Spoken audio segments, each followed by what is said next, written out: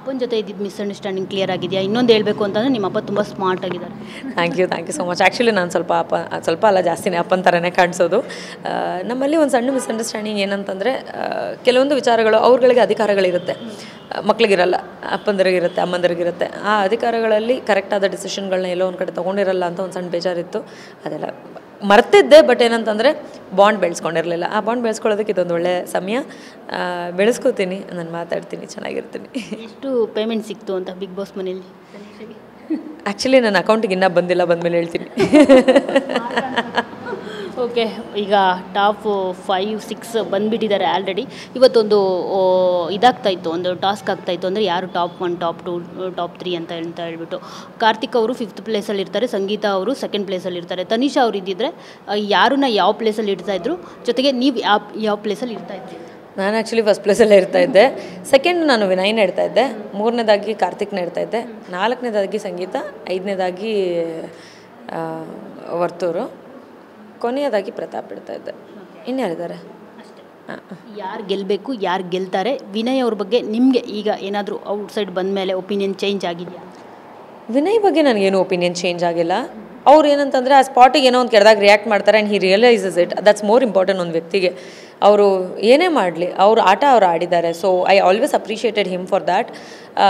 ಒಂದು ಸಣ್ಣ ಕೆಟ್ಟ ಬುದ್ಧಿ ಅವ್ರಿಗೇನಿದೆ ಅಂತಂದರೆ, ಎಲ್ಲೋ ಒಂದು ಕಡೆ ತಂದಿಟ್ಟು ತಮಾಷೆ ನೋಡ್ಬಿಡ್ತಾರೆ. ಸೊ ಅದೊಂದು ಸಣ್ಣ ಕೆಟ್ಟ ಬುದ್ಧಿ ಇದೆ. ಬಿಟ್ಟರೆ ನನಗೆ ಒಳಗಡೆನೇ ಅವ್ರ ಮೇಲೆ ಒಳ್ಳೆ ಒಪಿನಿಯನ್ನೇ ಇತ್ತು. ಯಾವಾಗೋ ಕೂಗಾಡ್ತಿದ್ವಿ ಹೌದು, ಬಟ್ ಹೆಂಗೆ ಅಂತಂದರೆ ವಿನಯ್ ಮೇಲೆ ಏನು ಚೇಂಜ್ ಆಗುವಂಥ ಒಪಿನಿಯನ್ ಇಲ್ಲ. ನಂಗೆ ಒಳಗಡೆ ಏನಿತ್ತು ಹೊರಗಡೆನೂ ಅದೇ ಇದೆ. ಆ್ಯಂಡ್ ಈ ಮುಂಚೆ ಕೂಡ ನಾನು ಅವ್ರನ್ನ ನೋಡಿದ್ದೆ. ಮೇ ಬಿ ಆಚೆ ಅವ್ರು ಇನ್ನೂ ಸ್ವಲ್ಪ ಜಾಸ್ತಿ ಸ್ವೀಟ್ ಆಗಿರ್ತಾರೆ ಅಂತ ನನಗನ್ಸುತ್ತೆ.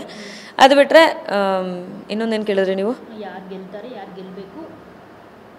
ಗೆಲ್ಲಬೇಕು ಕಾರ್ತಿಕ್ ಅವರು ತುಂಬ ಎಫರ್ಟ್ಸ್ ಹಾಕಿದ್ದಾರೆ. ಆ್ಯಂಡ್ ಈಸ್ ಬಿನ್ ಅಲ್ಲಿರೋರಲ್ಲಿ ತುಂಬ ಜೆನ್ಯೂನ್ ಅಂತಂದರೆ ಕಾರ್ತಿಕ್. ಸೊ ಗೆಲ್ತಾರೆ ಅನ್ನೋದು ಜನರ ಮೇಲಿರುತ್ತೆ. ಒಂದು ವೋಟಿಂಗ್ ತುಂಬ ವೇರಿಯೇಷನ್ಸ್ ಆಗ್ತಾ ಇರುತ್ತೆ. ಸೊ ವೋಟಿಂಗ್ ಮೇಲೆ ನಿಂತಿರೋದ್ರಿಂದ ವಿ ನೆವರ್ ನೋ.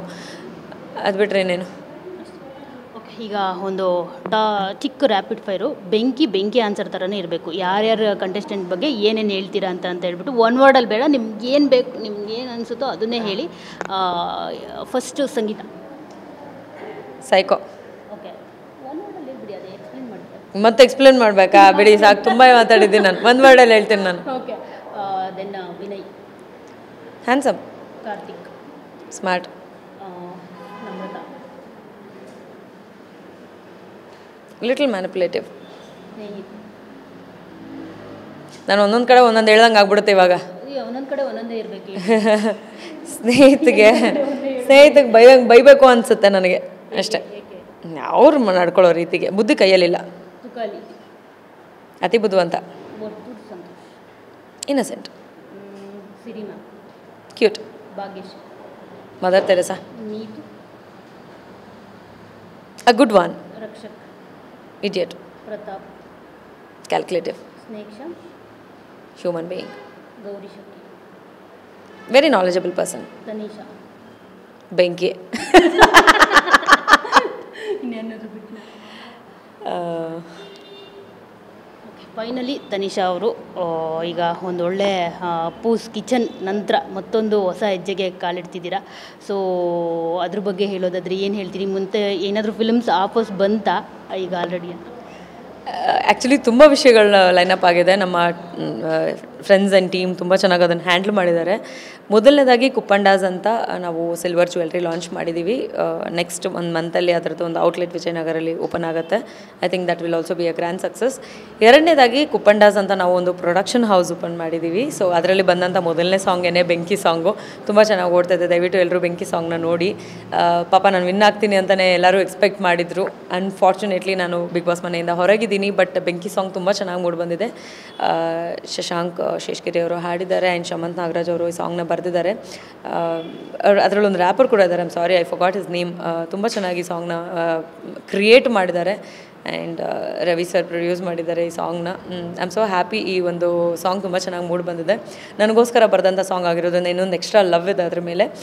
ಇದೇ ರೀತಿಯಾದಂಥ ಒಂದಷ್ಟು ಒಳ್ಳೊಳ್ಳೆ ಪ್ರಾಜೆಕ್ಟ್ಸ್ ನಮ್ಮ ಕುಪ್ಪಂಡಾಸ್ ಪ್ರೊಡಕ್ಷನ್ ಹೌಸಿಂದ ಬರುತ್ತೆ. ಸಣ್ಣದೋ ದೊಡ್ಡದೋ ಒಟ್ಟಿನಲ್ಲಿ ಬೆಂಕಿ ಥರ ಇರುತ್ತೆ. ಲೀಡಲ್ಲಿ ಇರಬೇಕು ಮತ್ತು ಟ್ರೆಂಡಿಂಗಲ್ಲಿ ಇರಬೇಕಷ್ಟೇ. ಹೌದು ಹೌದು. ಓಕೆ, ಎಷ್ಟು ಕೆ ಜಿ ಸಣ್ಣ ಆಗಿದ್ದೀರಾ, ಜೊತೆಗೆ ನಿಮ್ಮ ಫ್ಯಾನ್ಸ್ಗೆ ಏನು ಹೇಳ್ತೀರಾ?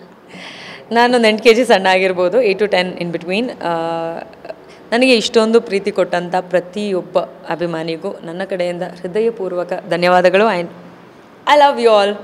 Thank you so much, all the best. So ನೋಡಿದ್ರಲ್ಲ, ಇದು ಬೆಂಕಿ ಮಾತುಗಳು. ತನಿಷಾ ಕುಪ್ಪಂಡ ಅವರು ಎಲ್ಲದಕ್ಕೂ ಸಖತ್ ಸ್ಟ್ರೈಟ್ ಫಾರ್ವರ್ಡ್ ಆಗಿ ಆನ್ಸರ್ ಮಾಡಿದ್ರು. ಕ್ಯಾಮ್ರಾ ಪರ್ಸನ್ ಪ್ರಶಾಂತ್ ಜೊತೆ ಮಂಗಳರಾಜ್ ಗೋಪಾಲ್, ಟಿ ವಿನೈನ್ ಬೆಂಗಳೂರು.